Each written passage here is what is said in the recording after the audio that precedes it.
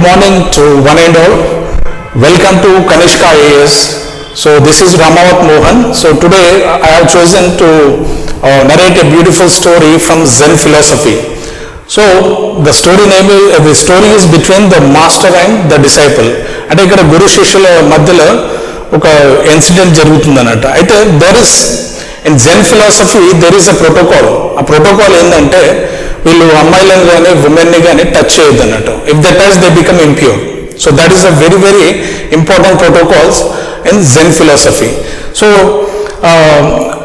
ఇక్కడ గురువు శిష్యులు ఇద్దరు ఒక సోర్స్ నుంచి డెస్టినేషన్కి ట్రావెల్ చేస్తూ ఉంటారు. సో మార్గ మధ్యంలో ఒక నదిలో ఒక అమ్మాయి పడిపోయి రక్షించండి అని కాపాడండి అని అంటుంది అన్నట్టు. సో అక్కడ గురువు ఆలోచించకుండా immediately he jumps into the river waters and he saves that girl, okay, and he keeps on walking and he continues his journey to the destination.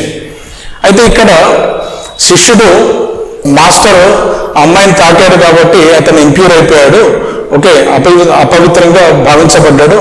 So అసలు అంత నిష్టగా ఉండే అతను ఇంప్యూర్ అయిపోయినాడు కదా అనేసి ఈయన ఆలోచించుకుంటూ పోతూ ఉంటాడు. So why I'm saying is that let me conclude the moral at the ending of this video. So ఇక్కడ నేను చెప్పేది ఏంటంటే చాలా మంది అభ్యర్థులు అంటే ఆస్పిరెంట్స్ ఎవరైతే ఎగ్జామ్స్కి వేరియస్ ఎగ్జామినేషన్స్కి ప్రిపేర్ అవుతూ ఉంటారో వాళ్ళు ఏం చేస్తూ ఉంటారంటే ఏదో ఒక సాకు, అంటే ఫైనాన్షియల్ ఇష్యూస్ ఉంటాయి అందరికీ, బట్ దే సే దట్ ఎకనామికల్గా నాకు ప్రాబ్లం ఉంది, మనీ లేనందుకు నేను ఆ బుక్ కొనుక్కోలేకపోయాను, లేకపోతే ఫోకస్ చేయలేకపోయాను, లేకపోతే వాళ్ళు ఇంకొక రీజన్ ఏమంటారంటే ఇంట్లో మా అమ్మకు లేకపోతే నాన్నకు బాగలేదు.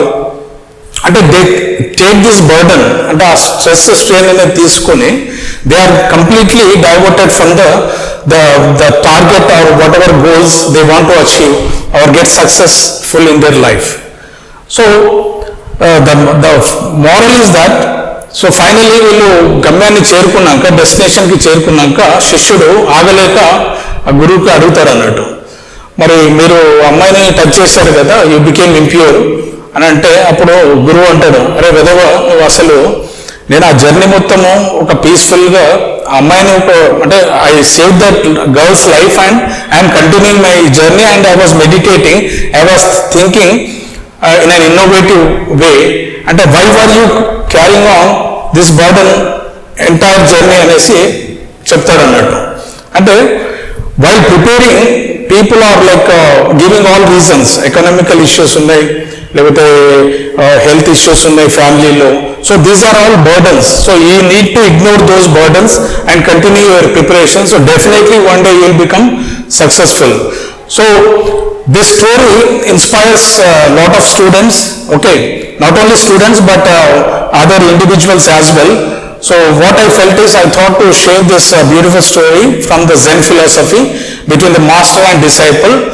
I hope that it will help you in your journey of life. Thank you so much.